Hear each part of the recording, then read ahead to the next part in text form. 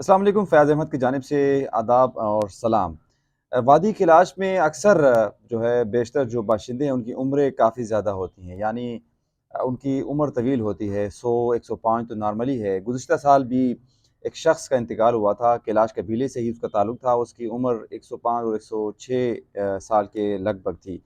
आज जो खबर आ रही है वादी चित्राल से आ रही है। कैलाश का खूबसूरत इलाका है, गाँव है, वहाँ पर एक तवील उम्र खातून इंतकाल कर गई है और उसकी उम्र जो बताई जा रही है, वहाँ के लोगों का दावा है वो 120 साल है।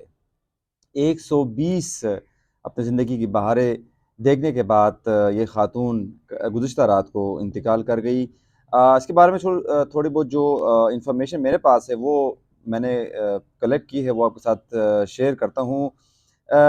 इस खातून का नाम संगिराय बीबी है। संगिराय बीबी या संगिराय खाला के नाम से काफ़ी मशहूर थी।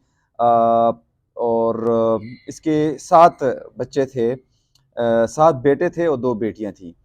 जो सबसे बड़ी बेटी उसकी उम्र जो वहाँ के मकामी शहरी है उसके मुताबिक 87 से 90 साल, यानी 90 साल की उसकी बड़ी बेटी की उम्र थी। इसी तरह बड़ा जो बेटा है वो भी रिटायर्ड हवलदार है लीवीज़ फ़ोर्स से।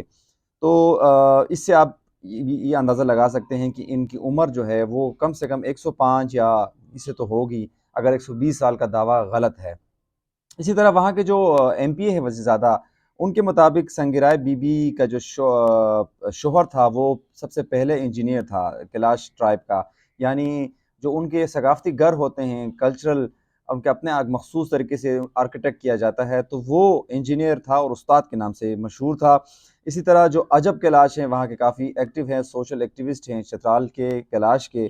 उनके मुताबिक जो संगिराय बीबी है वो अपने किस्से खुद सुनाया करती थी कि पाकिस्तान जब आज़ाद हुआ, जब बना था तो उसकी शादी भी हो चुकी थी और उसके 4 बच्चे थे उस वक़्त। तो इससे भी आप अंदाज़ा लगा सकते हैं कि वाक़ई में तवील उम्र ये ख़ातून थी। संगिराय बीबी जो है वो अपने किस्से भी सुनाया करती थी। इसकी जो दादी थी संगिराय ख़ातून की, वो उनका ताल्लुक रेड कैलाश से था, यानी जो अफ़गानिस्तान के उस पार नूरिस्तान जो के इलाका है उसके आस-पास वो रेड कैलाशा रहते थे और चित्राल में जो रहने वाले कैलाश हैं ये ब्लैक कैलाशा है, तो उनका ताल्लुक उससे था। इस खातून की जो आखिरी रसूमात है वो आज अदा की जा रही हैं। कैलाशा जो वैली है रंबूर से इसका ताल्लुक था, तो वहाँ पर इसकी आखिरी रसूमात अदा की जा रही हैं। जितने भी लोग हैं वो इस वक्त वहाँ पर जमा हैं।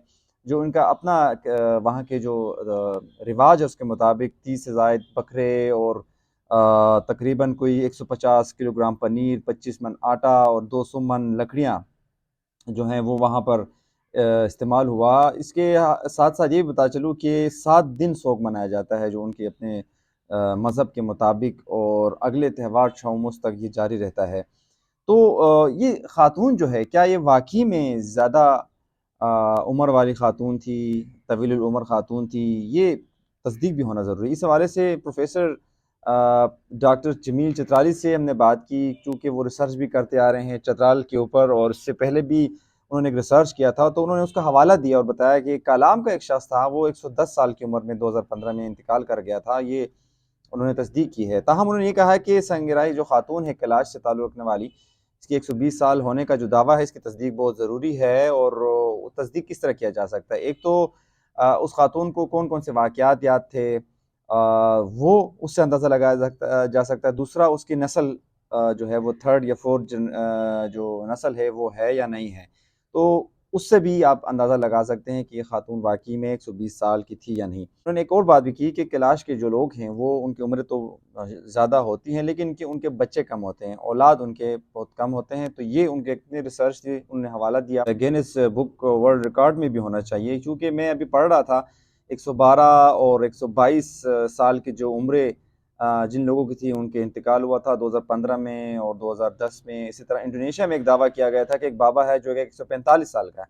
तो इसी तरह अगर 120 के देखा जाए जो दावा किया जा रहा है, तो ये जो खातून है ये पाकिस्तान की नहीं बल्कि दुनिया में अगर ये कहो कि तवील उम्र या ज़्यादा उम्र पाने वाली खातून थी जिसका इंतकाल हो चुका है।